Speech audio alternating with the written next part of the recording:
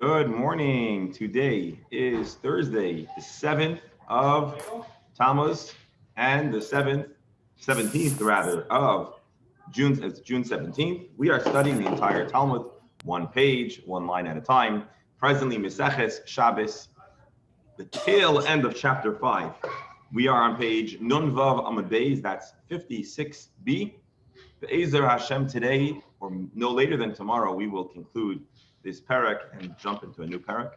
I hope you're enjoying what we've been discussing so far. Certainly a very interesting segment in the Talmud. We're discussing different great tzaddikim, sages from the Talmud, and we're analyzing, assessing, and figuring out what exactly are these terrible allegations presented in the Tanakh. And what we've discovered is that not all, but a number of them are not quite as they seem. There's something more behind the scenes, some context, some perspective, and something just to remind you. We were discussing yesterday King Shlomo and allegations of Avodah Zarah. And we discovered and we uncovered, and this seems to be a common theme, is that the greater the tzaddik, the greater the individual, the more makpid Hashem is, the more exacting Hashem is. And so even if a regular person might get off on a technicality, or a regular person would not be at all liable or considered guilty for the things that happened, because these are great tzaddikim, Hashem, the Tanakh, takes it very seriously to the point of describing the failure to remove an altar to Avodah Zarah as if Shlomo Melech himself commissioned it. And that was yesterday's Gemara, and that's a general idea and a general theme that's good to take into mind, take into account, again, which is that with a tzaddik that Hashem is very makpid, even a slight mistake or misdeed could be considered egregious, big, and labeled as such in the Tanakh. And we're going to continue that discussion. We're going to pick up right in the middle of the story of King Shlomo, and we'll see how that goes. So let's share the screen. We have to scroll a bit because they didn't give us the right place today. Talmud, just so you can see. You see, we're almost at the very end.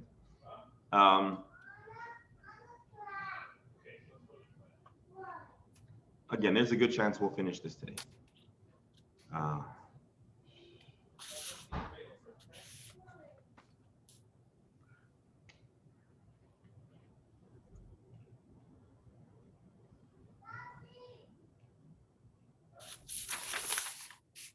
right. Amar Rav Yehuda, Amar Shmuel. Another thought-provoking comment we're going to see. Noyach loy lo'oisait tzaddik. It would have been much better, preferred, for this tzaddik. The tzaddik we're presently discussing is Shlomo HaMelech. Sheyehei shamash ledavar acher. Better, he should be employed in the service of Avodah Zarah to a davar acher. A davar acher is a Talmudic euphemism for Avodah Zarah. Rashi says it would be better lachtov eitzim milishov mayim v'schar la'avodah zarah, to chop wood and draw water and to be paid by a pagan cult for serving in their temple.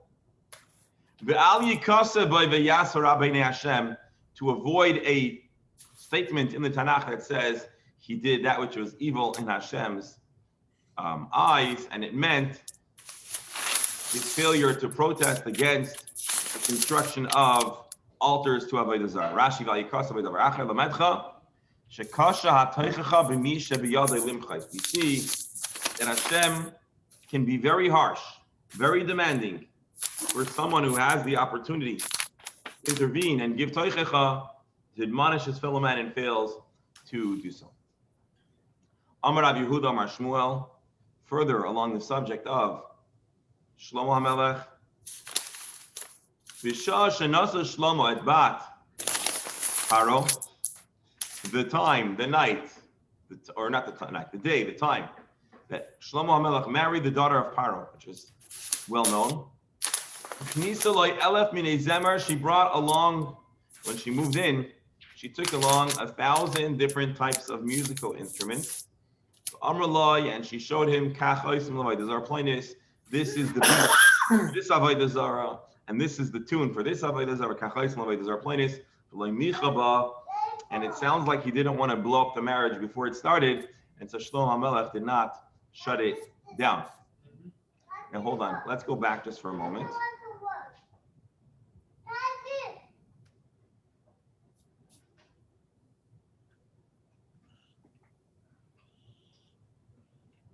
No.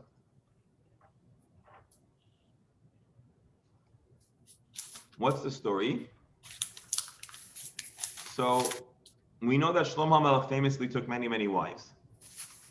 And famously, Shlomo HaMelech, being the wisest of all men, understood that he would have the wisdom and the ability to withstand trouble that other Jewish people and other Jewish kings should not.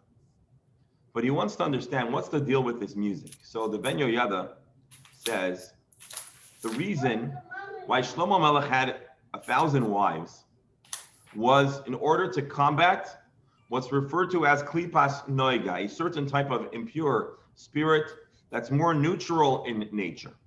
As those who study a little bit of Kabbalah and Chabad philosophy, we know that there are 4 types of klipot, 4 types of not holy energies, 4 types of non-holy stuff. There are 3 that are evil, and there's 1 that's neutral. It's not exactly holy, but it's not exactly unholy. And that's referred to as klipas noiga. That's the neutral unholiness.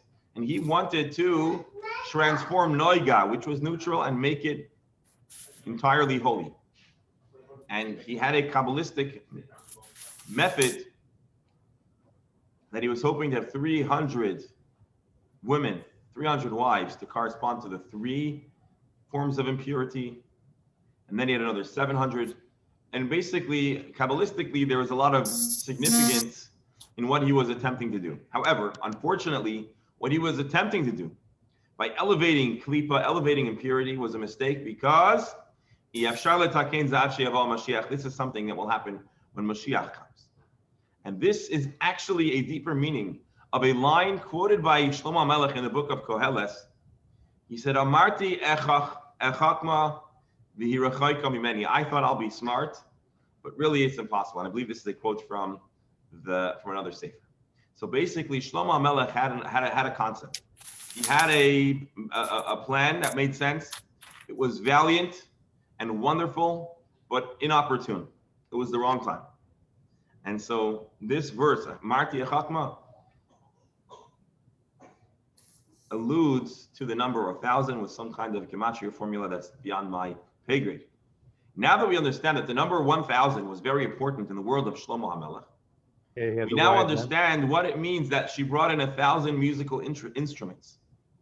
These 1,000 musical instruments were also somehow correlated to this klipas noiga, the 1,000 neutral elements.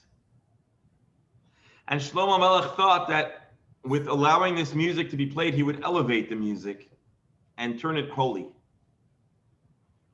Unfortunately, it didn't work out, because what happened is she, instead of trying to play neutral music, dedicated it and associated with Avodah Zarah, and therefore it did not work. So there's an interesting Kabbalistic, mystical slant. Shlomo HaMelech had a very good intention.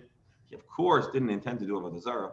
Unfortunately, things on occasion don't work out the way we planned, and this would certainly be a big example of that. While we're on the subject, the verse, Amarti Echakma v'Yirachaika mimeni, this very statement is also connected to the mitzvah of Para Aduma, the red heifer, which happens to be the subject of this week's parsha. You see, everything is by divine providence, and so we're told that everyone else, all the mitzvot have a rationale that we can understand, with the exception of certain chukot. Shlomo HaMelech was able to figure out, says the Medrash and the Gemara, all the other mitzvot, with the exception of the paraduma, and this verse in Kohelet is also commonly brought as a reference to that. Now that we're talking about the parsha, we should remind you of a famous vart that we said on Shabbos connected to Korach. Korach and Shlomo had similar mistakes. The reason why there was a different end is because Korach pushed the envelope way beyond the acceptable. Korach also wanted to usher in Mashiach. How so? Korach knew that when Mashiach comes, Dr. Hammer, I hope you're listening, the Levis will have supremacy. And the Levis tend to represent more of a gevura, severe, intense, focused, and disciplinary mode. Korach, by making a division against Moshe, was saying Aaron's fluffy. Aaron's all peaceful and lovey-dovey. But that's not what we need. We need discipline. We need intensity. And Korach was wrong, but he wasn't wrong. Korach simply was aspiring for something that was not yet ready to happen. That's messianic, because when Mashiach comes, the Levi, we're told, will be elevated to the level of the Kohen. And so they had similar mistakes based on the reading of the Ben Yehoyada. The difference is, Shlomo Melech, was a mistake. He didn't do it himself. He had a good intention. It didn't work out quite well. Korach, by openly rebelling against Moshe, ends up being destroyed by the ground. But anyways, an interesting parallel and connected to the parshas that we've recently studied. The Gemara now continues, and this is a very fascinating Gemara, and I think we'll read it, and we'll need to use our imagination to understand the abstract brilliance of this comment, but we'll do that. Doctor, did you have a comment before we read the next line? No, I'm just trying to wrap my head around the 1,000 wives issue. Yeah, I mean, it's hard to imagine, even on a logistical level, it's hard to imagine 1,000 wives, let alone, again, realize that a lot of that was, I think, on a literal level, about diplomacy. We know that ancient kings would use marriages to create alliances. Shlomo Melech is looking to exert his influence on all the different kingdoms and regions and groups. And so Shlomo Melech figures that this is a great way to do it, and Shlomo Melech is so smart, no one can pull one over him.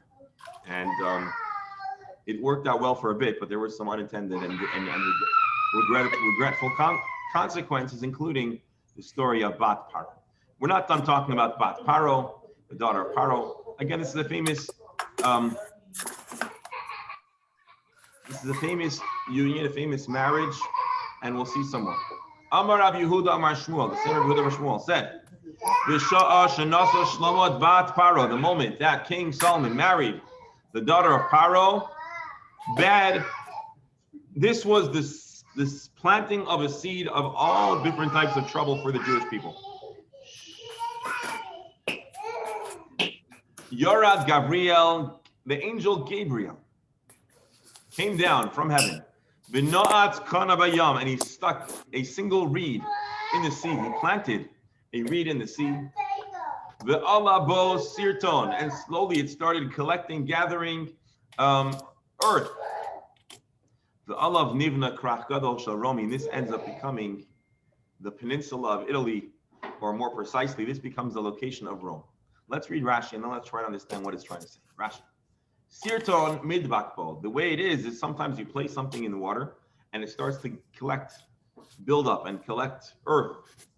The word sirton is a reference to all the different stuff that the sea spits out, gets rid of, mud and sand. Krach gadol sharomi shumeitar liyisrael. And the Romans, of course, ultimately were bad news for the Jews. Who Italia shel Yavan, and of course, it ends up being trouble because the Romans inevitably destroyed the Jewish people, or Israel. So, what do you make of this Gemara? Anybody have any additional thoughts? I know if the professor was here, he should have a report. Why don't we dedicate and say that we'll dedicate today's learning, this chus, his speedy healing, because we love all of our Gemara attendees, but today we love and we miss Dr. Stern, so wish him a refuah shlema u'kreva, and he sent us his name, Avigdor ben Yechiel. Well, Avigdor ben Yechiel, sorry, he should have a refuah shlema u'kreva, complete and speedy healing. So anyone want to share a thought on what this means, that the reed planted?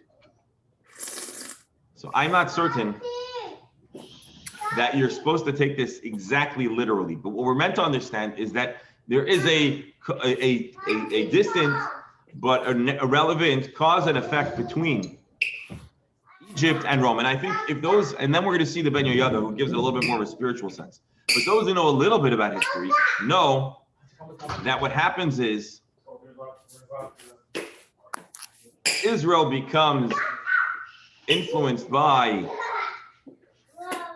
or becomes more and more under the influence and the authority of other nations, culminating with Rome.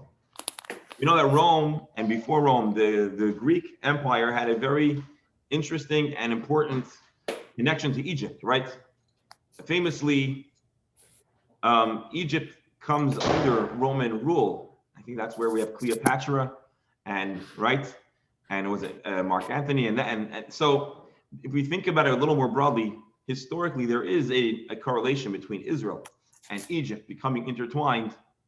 Although in the Middle years there was a lot of back and forth between Israel and Egypt, as we know the Tanakh discusses, but ultimately there's this conceptual association.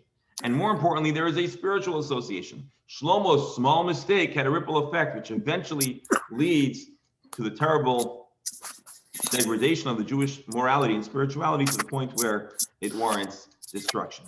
So I'm not sure if you're supposed to say that literally Rome starts developing at this moment, but spiritually, this is the first cause that eventually leads to the tragic fall of Eretz Yisrael. Rebbe, please go ahead.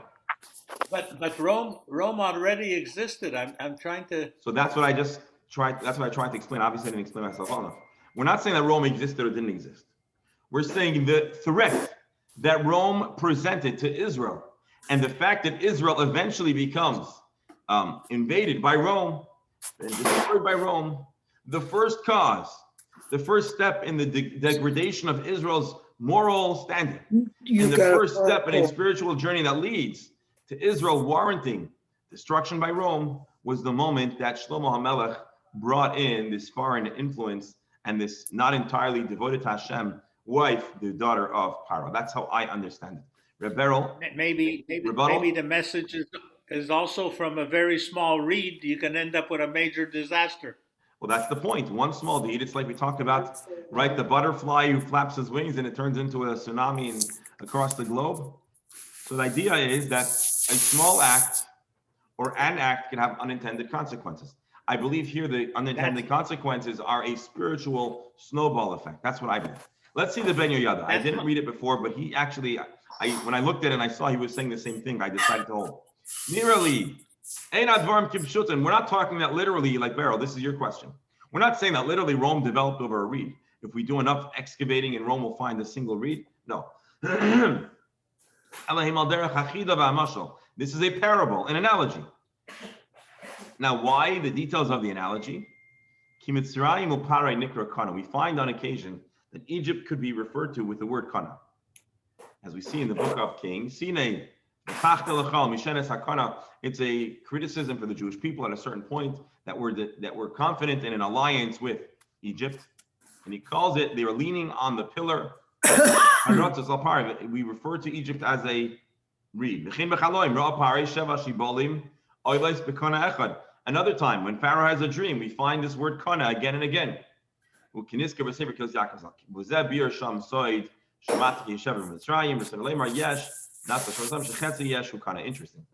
When Yaakov says, I believe there is food in Mitzrayim, so the word yesh is actually 2 times the word kana.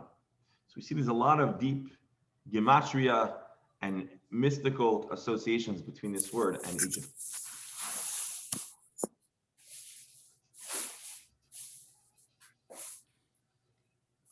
So here is the Kabbalistic, this is what he says. Now you understand. When Shlomo married Paro, he fortified, he fed the energy of Egypt, the impurity of Egypt. When he got married, Shehigbir Bazek Klipas Mitzrayim, he fed, he strengthened, he fortified Egypt's klipa. And that's what it means. There was a symbolic action or a metaphoric representation of the strengthening of Egypt, the strengthening of Israel's enemies. In the time of the fall of Jerusalem, Egypt was strongly under Roman influence. And Sirton has the letter Satan.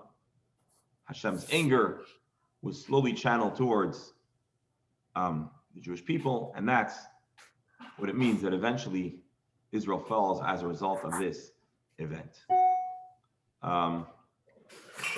And we find we're going to see another story that has a similar analogy.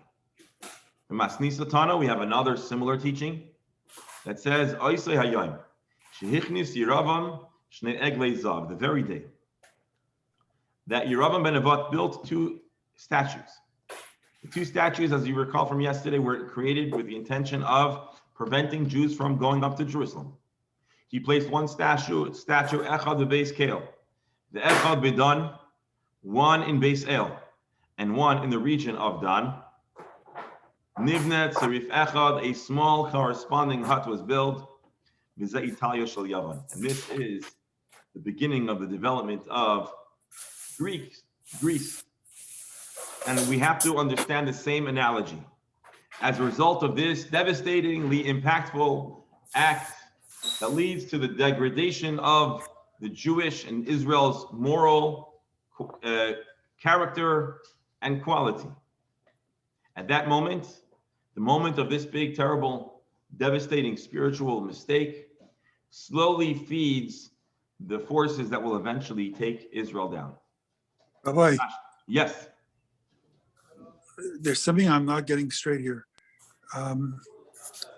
Why didn't God punish Shlomo himself? Why did he punish the whole of Israel? First For of all, Shlomo's we are not talking. marriage? No, it doesn't say that Shlomo wasn't punished. And it doesn't say that this was a punishment.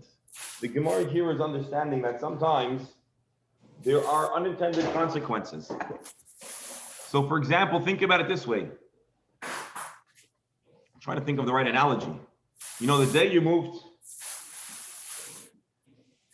every move we make has a million effects. So let's say, I don't know where you grew up. The day you chose to go to, I'm just going to make something up. You probably have a friend who went to McGill. You probably I have a do too. wife. Did you meet your wife there? I have a wife who went to McGill. I went to a French Okay. university. What's the connection of punishment to meeting a wife? No, what I wanted to say is like this. Everybody made a decision. I'll And talk to you because of later. that decision, they met someone. And because of the decision, they chose to live somewhere else. When they chose to live somewhere else, their kids grew up there. Because they grew up there, your kids had friends. Because they're friends, it could be that because that your friend became a business partner, now he's a bajillionaire. Or maybe your kid got into, God forbid, not only you, someone's kids could have, because you moved there, your kid got introduced to bad friends. And because of those bad friends, the kid got in trouble. So because you decided to move to that neighborhood, your kid got in trouble. Is that a punishment? No, but it's understanding that every move that we make has intended and unintended consequences. And this is an observation. The moment that Shlomo downgraded the spiritual pristine nature, let's say, of Israel, and he introduced an idolatrous person who was into idolatrous music, it slowly sanitized certain things that maybe until then weren't acceptable. And it was very gradual, but at a certain point, hundreds of years down the line, it led to much greater mistakes. And those greater mistakes led to other mistakes. And eventually, represents or led to conceptually the downfall of Israel. That's what we're saying. So we're not talking about punishment here, and we're not denying or saying that Shlomo wasn't punished. Well, All we're we're talking saying about is- punishment. No, we're not right now. We're talking about consequences. Yeah, but he married an idolatress, and eventually all of Israel, or many people in Israel, started to bow down to idols, and that's why God punished them. I mean, that's oversimplifying it, but yeah, it was a Okay, small, a very, very slight moral failure on Shlomo Melech's part, but it led over a long period of time to other issues. Okay. Other issues. So it's Because here it was all in one sentence. yeah, right. No, you're right. But we're actually talking about from the time Shlomo got married until Israel fell, we're talking about many hundreds of years. Okay, so that's 900, fine. almost 1,000 years we're talking about. And so we're talking about cause and effect. That's how I understand it anyways. I welcome. Makes more sense. Yeah. Listen, my wife didn't want to go to Israel for seminary, so she came to Florida. Because of that, she met my mother, and my mother liked her. And so when I was open to the idea of shidduchim, I said, "Hey, I remember this girl. I loved her. Why don't you go meet her?" And so had my wife chosen to go to Israel for seminary, which all her friends did, and I would have probably never met her, or I would have met her because Hashem would have wanted me to meet her another way. But I'm just saying, you can draw all these kind of lines all the time, and you know. But Rabbi, there's so much that's hard for me to understand. What do we even need the angel for? I mean, Hashem needs an angel to plant that, it depends how you want to look at these things. So that's why I read for you the Ben Yoyada says it's a mushal. It's an analogy. It's describing this very slow cause and effect. According to his interpretation, and we're not talking about a literal angel doing anything, at least that's that pshat. We're talking about the conceptual trouble that brewed for a very slow but very long time as a result of that. Angel Gabriel is the angel of Gvura, punishment, of severity, and so he might have taken note. Anyways, of course, we could spend a long time because this is a little bit abstract and there's many different ways to read the Gemara, but I think we'll leave it as it is. Small spiritual failings, or maybe big spiritual failings, but localized could have broad implications down the line. That's all we're saying. Maybe we should just say the other side of it, that small positive things will lead to a lot of positive, not to get too depressed. We could certainly say that, but right now the Gemara is talking about consequences, so the Gemara is making that point. But certainly, Rebbeinu, I think you're right. We should spend more time focusing on the power of good. Absolutely. But I want to just tell you one more thing. Good news doesn't get headlines. Yeah, the newspaper doesn't say the plane landed safely. Yeah, the newspaper is not going to sell any copies of paper if it talks to the end. All right, let's see Rashi. I say Sirtan Shegado Sham B'mei Shlomo Sarif Kuch Katan Mitzaydin Sha'osim Min Karnem U'Min Arava U'Mi'azdin Tasibatim Batalabatim. Similarly, a new neighborhood opened up that became the future of Greece that caused a lot of hardship to Israel. Or alternatively, this was actually a Roman region that was first part of the Greek, whatever you want to call it, and then eventually it's taken over by Rome. Amar Rav Shmuel. Okay, this concludes our discussion of Shlomo HaMelech. What was Shlomo HaMelech's failure? Well, it sounds like he did Avodah Zarah. The Gemara very, very clearly and emphatically says Shlomo HaMelech did not worship Avodah Zarah. He was guilty of two crimes. Not being aggressive enough in shutting down the construction of altars to all different Avodah Zarahs around.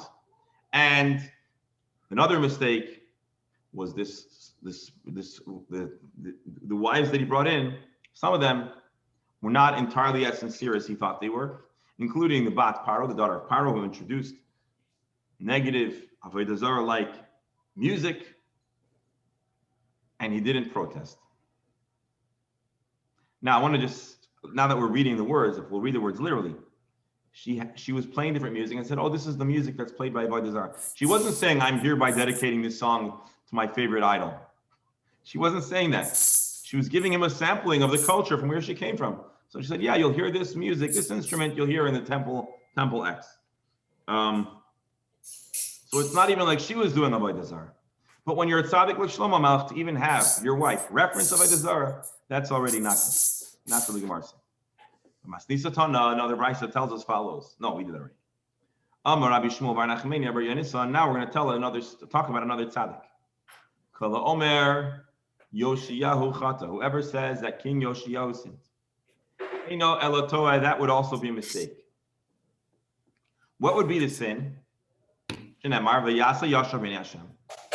all that was good in Hashem's eyes. And he followed the lifestyle and the way of life of King David. But the problem is, there's a verse that says that David HaMelech, not David, Yoshiyahu was a fantastic Baal Teshuvah. And when you say that someone is a Baal Teshuvah, what is the implication? That once upon a time, I'm sorry, let's not be confused. When I say Baal Teshuvah, I don't mean like the word we say today, Baal Teshuvah, a person that embraced Yiddishkeit. That's not what I mean. When you say a person did Teshuvah, what you're saying in olden days, until we use the word Baal Teshuvah to talk about anyone that's brave enough to make a lifestyle change and come closer to Yiddishkeit. In those days, it means the guy saying that now he did Teshuvah. So if you say, wow, there's nobody who did such profound Teshuvah, what are you saying? There's nobody who was profoundly sinning, who did such profound sins until they chose to do Teshuvah. So based on this reading, we could infer that he sinned. Kimayu lehaya lefanav, like him, there was no one before him. Melech Ashashav, a king that did Teshuvah. So the flip side of the coin is there was never a king that did such terrible sins that needed Teshuvah.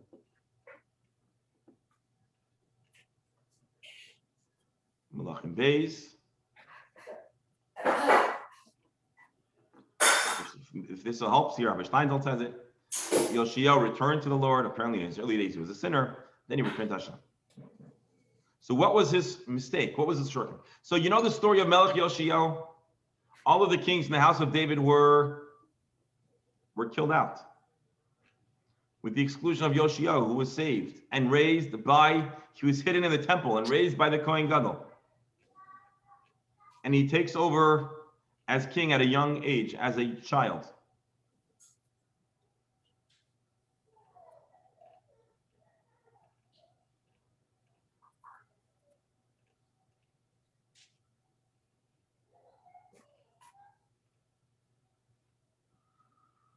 Hold on.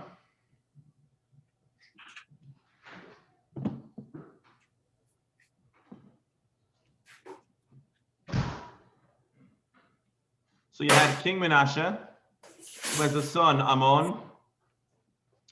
Ammon was wicked. He abandons Hashem. He was killed in in a coup. This is what I wanted to show you. His people conspired against him. They killed the king. And they killed all the people in the conspiracy. And King Yoshio ends up being the next king.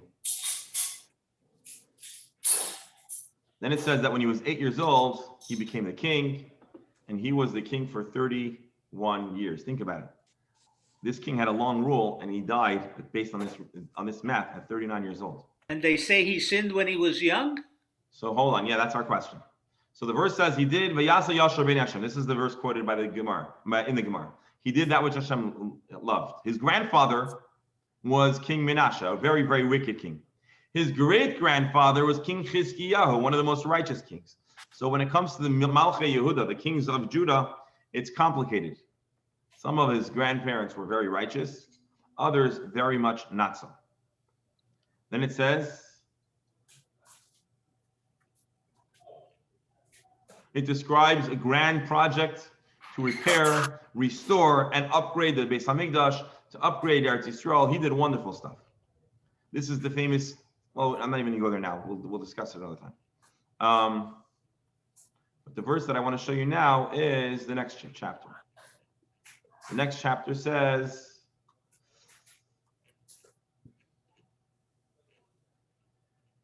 hold on. It talks about how he rebuilt the Beis HaMikdash. He destroyed all the temples that were for Avodah Zarah, all the stuff built by his predecessors. And then the pasuk says, I know I'm skipping, this is a tease, it's interesting stuff. We're almost there. Okay, here.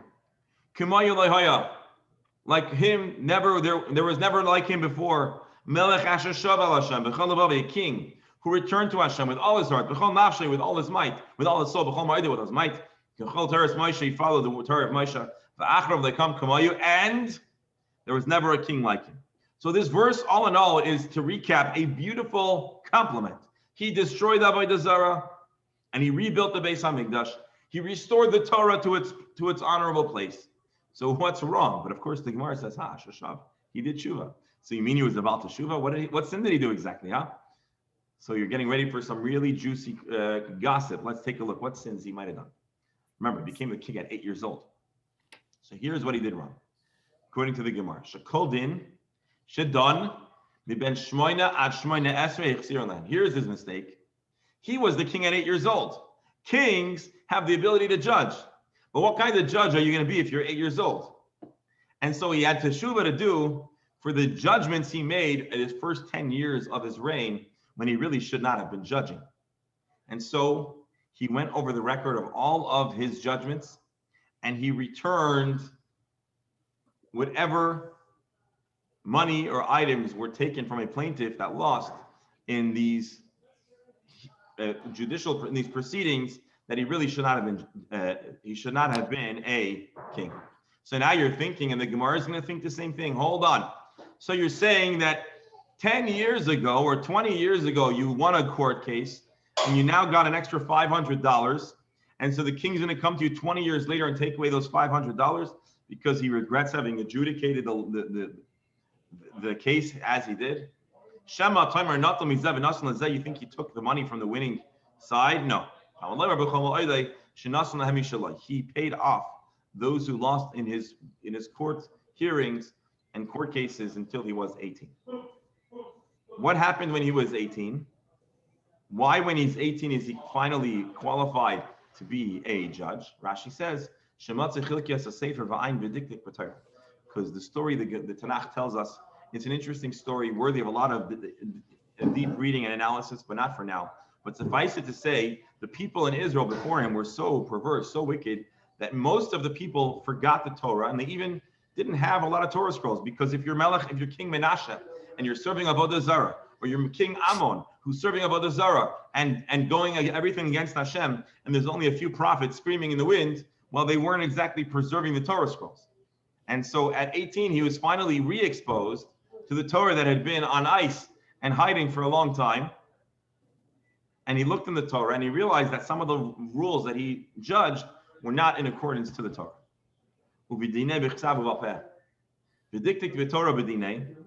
He studied then the Torah and its laws, both the written Torah, and he got a crash course on the items that are more in the oral tradition.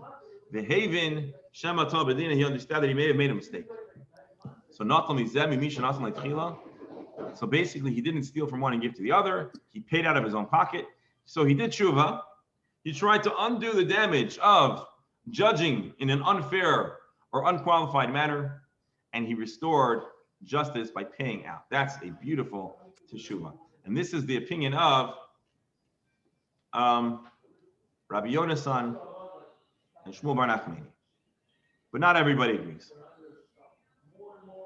Rabbi, today we ask that a judge be a minimum of 18 years old? No, I think we want a judge to be a little older than that.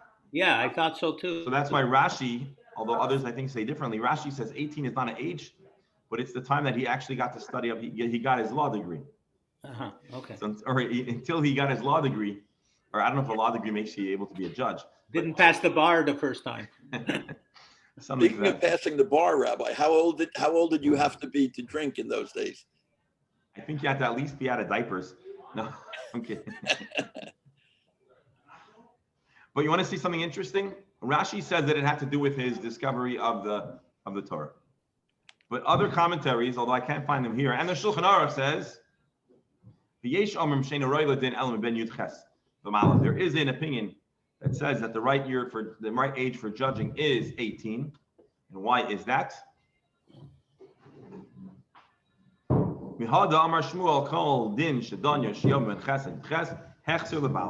Based on our Gemara, there is an opinion that's brought all the way down in the Shulchan Aruch that says the judge has to be at least 18 years old. You got to be really qualified.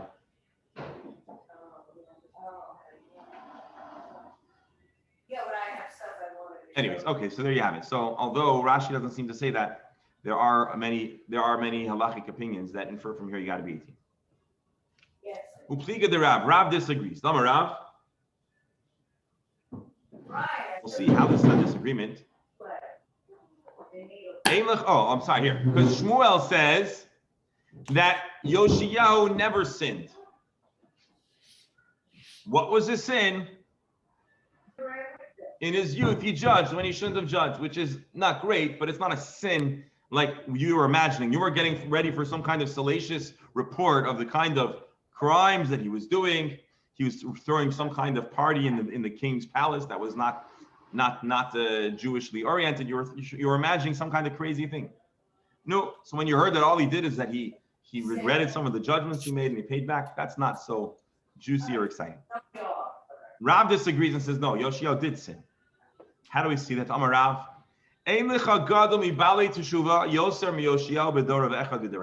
Rav says, there's nobody that was a bigger Baal Teshuvah. There is nobody that went through the contrast of terrible sin to righteousness as Yoshiyahu the king did, and somebody in our generation. Umanu, who's the guy in our generation that's the big Baal Teshuvah? Abba Avua, the Rabbi Yirmiyah bar Abba. Some say this is a person named Abba, father of Rabbi Yirmiyah.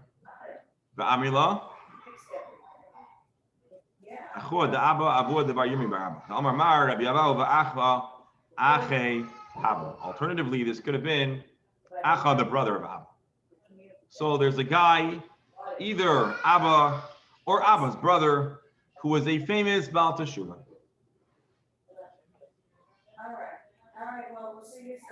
Amar Rav Yosef, Oid Echad b'Derenu. He said, no, there's another person in our generation who's a big tzaddik. I'm sorry, a big Baal Teshuvah. Umanu, who is this? Ukvan bar Nechemia. This is somebody named Ukvan, son of Nechemia, who is Reish Gelusa. He said, the exilarch, he's a mighty fine guy. Wasn't always the case. Go back and go to the library, look at the old microfilm of the paper, of the articles when he was a kid, and you'll see he was arrested every other weekend for who knows what. But now he's a great person. I know. Nasan did Sutsisa. This is a person known as Nathan the Spark guy. Sparks, what sparks? Rashi. Hashem nitzutzin denoira. It's like little sparks of fire.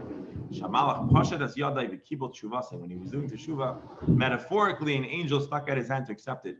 And so this nickname was representative of the concept that people imagined that when he was doing teshuva, sparks were flying because he was so intense. Lishnachrina al sha'achza malach b'tzitzis roshei, or because the angels were like schlepping him by his hair of his head to lead him to do teshuva. Amar Rav Yosef, hava yesevna bepirka, v'hava kam minamnema, v'chazoi b'chelma dekapasha yadei v'kabla. You want to know something? I was once sitting during the learning session. I was dremeling. I was sleeping, and during my dozing, I had a vision. And I actually saw how the Reish Gelusa his tshuva was majorly accepted. I saw a dream how an angel stretched out his hand and accepted his teshuva. And so now maybe that's why his name was Nasa Ditsutsisa, because he did teshuva and there were sparks in the dream. Amar Rabbeinu Tam, the Amar b'Medrash Shoyaner Dolok Al Roishai. Rabbeinu Tam says, there's a Medrash that actually describes how there was a fire on his head. I don't know what that means. I don't know the Medrash, but if you give me a moment, we can look it up. See if there's something else we need to add over here. Nun Vav. Couldn't have been too exciting a lecture if he fell asleep. Give me a second. I'll tell you something interesting about that.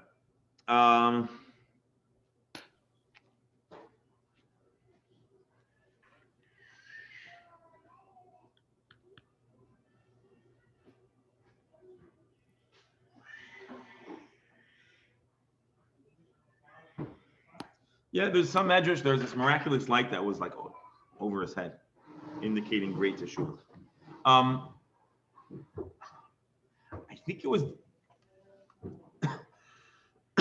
maybe it was the Beis Yosef. I don't recall now. There was someone in the era of the famous Tzvas Renaissance of Jewish scholarship who wanted to study Kabbalah. I think either with the Ramak or the Arizal, and he was gained access to come in and study. And every time he would go in, he would fall asleep. He was not able to stay awake during the lecture, the shir. And again, now I'm not remembering any of the characters, but I think it was either the Ramak or the Arizal who eventually said, listen, your neshama is not, every person's soul has a chelik in Torah. Every person's soul has an inclination and an instinct to certain parts of Torah.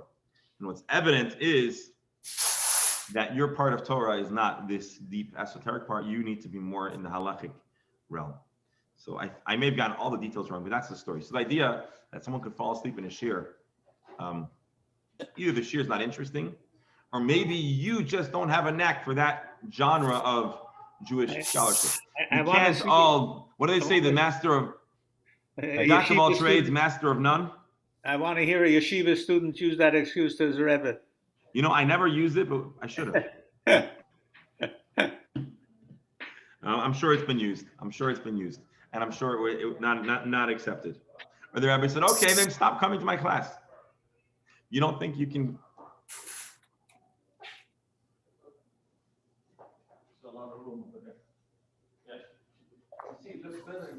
Hold on one second, let's see.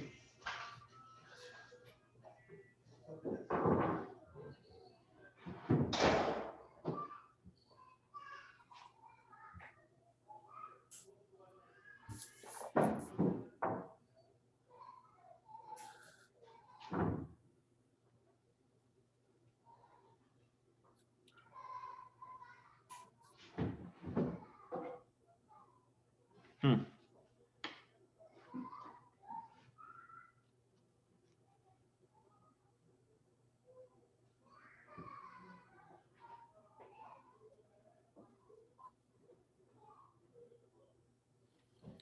right, this is a crazy story, but I need to review it before I share it with you on a recording that's going to end up going.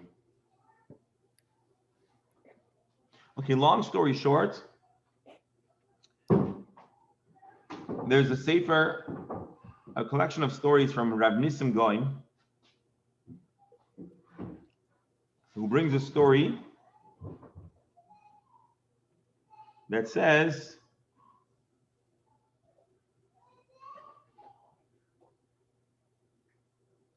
long story short, this Nassan very much desired someone that was not his wife.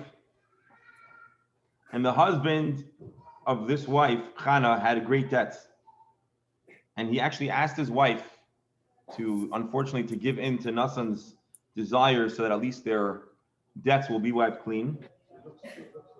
She refused to go. The Torah has the even space between the two sides. It looks good. See the Torah center now between the two white walls. And it seems like he wanted to get divorced lest he be accused of something. Long story short, Nassan ends up doing tshuva and doesn't and resist this temptation and ends up feeling very bad and doing tshuva. Long story, but the details are I shouldn't share. I can't share with you on the fly, so we'll have to read it up and give a nice summary. Long story short, somewhere in the writings of the Gaonim, we have some details on the sins and the teshuvah. Hadran alach bebehema, and with this we conclude the 5th chapter of Meseches Shabbos. Mazel tov, mazel tov. I want to congratulate all our dear friends and participants in person and virtually. What a special milestone to finish the 5th chapter of Meseches Shabbos. We'll now symbolically read the first lines of the next chapter. But Be'ezer Hashem, tomorrow we'll begin a new parak. So let's just read the line and then we'll be open for discussion of the final ones. So the first chapter was Bameh Behema, or this past chapter was all about animal gear, stuff about animals. We're now going to read a chapter that's all about human stuff and the kind of things that a human may or may not wear when they go out. You may feel uncomfortable that we first choose to talk about animals and then people, and in particularly the first part of this chapter talks about female adornment. But we actually discussed in the very beginning of chapter 5 that there were a whole host of reasons why we chose Bameh Behema first. Well, we want to first talk about animals, maybe because humans have to first care for their livestock before caring for themselves. Perhaps because the restriction of,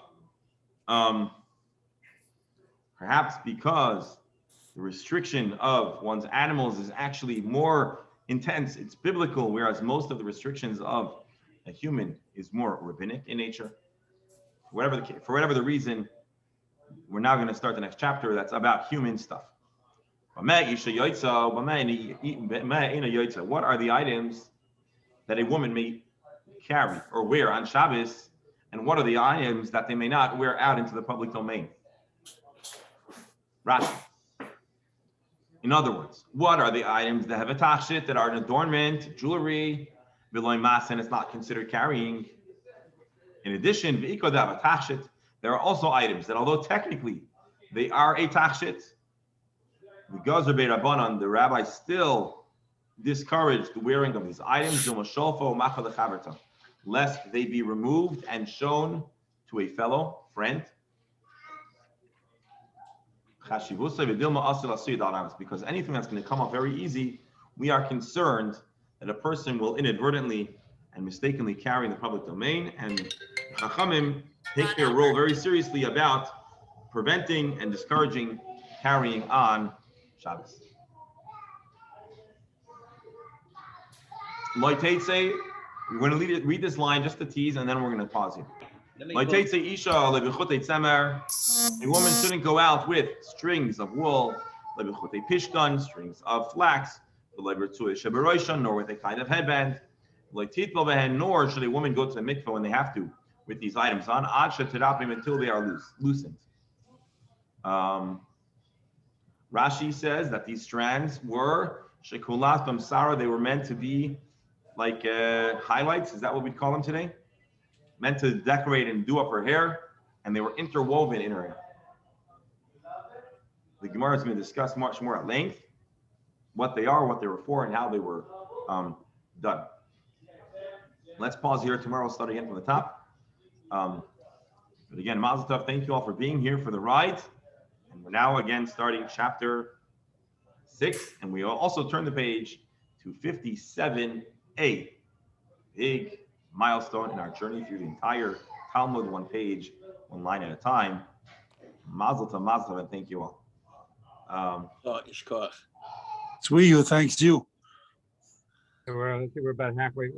We're still not halfway through the Masechta yet. Hey, let's say encouraging things. We've covered 5 major chapters of the tractate, and I think more than that, the more we study, the more our minds become generally familiar with the formula, the format, the style of the Gemara. And I'll tell you something else. Masechet Shabbos has certain areas that it is unique from other tractates, because Shabbos is a world unto itself. And so the more we study Shabbos, the more our minds become trained and our thought process becomes trained to analyze, to appreciate, to accept.